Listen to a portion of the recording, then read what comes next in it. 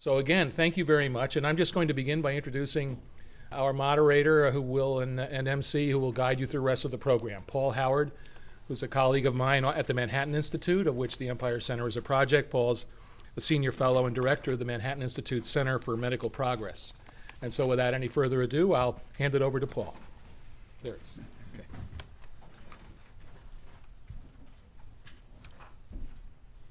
Good morning. As EJ noted, my name is Paul Howard, and I'm a senior fellow and director of the Manhattan Institute's Center for Medical Progress. On behalf of the Empire Center for New York State Policy and the Manhattan Institute, I'd like to welcome you to this morning's presentation of a new Empire Center report, Medicaid, Taking Ownership, the Patient's Role in Medicaid, by the Empire Center's senior fellow, Russ Sykes. I'd also like to thank the New York State Health Foundation, whose funding made both this report and this conference this morning possible. You may have heard that the U.S. is about to plummet off of a fiscal cliff. Policymakers may disagree about how to get the nation's finances in order to pull us back from the brink, but one thing they don't disagree about is the forces that are pushing us towards the abyss. As former OMB and CBO Director Peter Orszag said back in 2010, quote, "It is no exaggeration to say that the United States, standing in the world, depends on its success in constraining our healthcare cost explosion. Unless it does, the country will eventually face a severe fiscal crisis of crippling inability to invest in anything else." What is true at the federal level is more or less true at the state level. Nationally, state Medicaid expenditures account for almost a quarter of state budgets and are the second largest item on the state's budgets, second only to education. Addressing the shortfall between revenues and Medicaid expenditures may require painful budget cuts, sharp tax increases, or some combination of both, which I think everyone would like to avoid. You'll also get little argument from either side of the aisle that we're getting good value for our outsized healthcare spending. According to a recent article in the Journal of American Medicine, April 2012, the authors noted that in just 6 categories of waste, that's overtreatment, failure to coordinate care, failures of care execution, administrative complexity, pricing failures, and fraud and abuse, the sum of the lowest total of waste in the U.S. healthcare system is 20%, and some people estimate higher. So that's between about $500 billion a year. I've heard higher estimates, $800 billion a year. So there's an awful lot of money that can come out of the healthcare system that doesn't impact the quality of the care.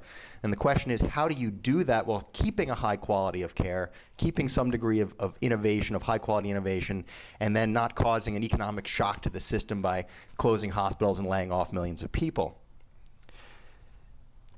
The governor's own Medicaid redesign team noted the exact same problems in New York State.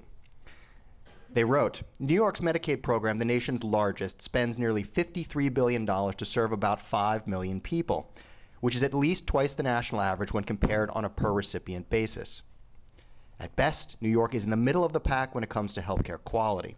Similar to the nation as a whole, New York taxpayers are not getting their money's worth." And when you dig down into those statistics, it turns out it's a little bit worse than even mediocrity, because in some categories like avoidable hospital use, we're actually dead last, 50th.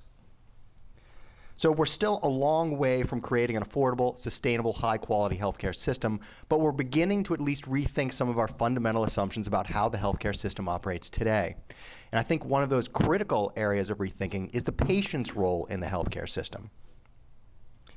40 or 50 years ago, the assumption was that a doctor told you what to do and you did it, and that was the end of the story. We're realizing today that the best healthcare system, the best health insurance programs are not going to live up to their full promise to deliver high-quality, affordable healthcare without engaged and informed patients who make appropriate use of the resources available to them, and perhaps more importantly, take responsibility for their own health by partnering with their physicians or other healthcare providers to become effective participants in prevention, wellness, and disease management programs. With that in mind, I'm honored to introduce today's presenter, Russell Sykes, who has developed a very thoughtful roadmap for New York State policymakers on how to incorporate better patient incentives into the state's Medicaid program, building off of existing New York State programs, nascent but promising experiments in other states, and most provocatively, but I also think most instructively, the nation's collective and ultimately very rewarding experience reforming the nation's welfare system beginning in the late 1980s, which culminated in 1996 with the National Welfare Reform Law. As I mentioned, Russ is a senior fellow at the Empire Center. He joined the center in December 2011. Previously, he was the Deputy Commissioner for the Center for Employment and Economic Supports in New York's Office of Temporary and Disability Assistance. In that role, he was responsible for policy development, federal and state and local relations, and the state oversight of many of New York's major income support programs. These included the Temporary Assistance for Needy Families, that's TANF block grant, Welfare to Work programs, the Federal Food Stamp Program, the Low Income Home Energy Assistance Program, the State Supplemental Security Income Program, and the development of New York's online integrated access portal, My Benefits.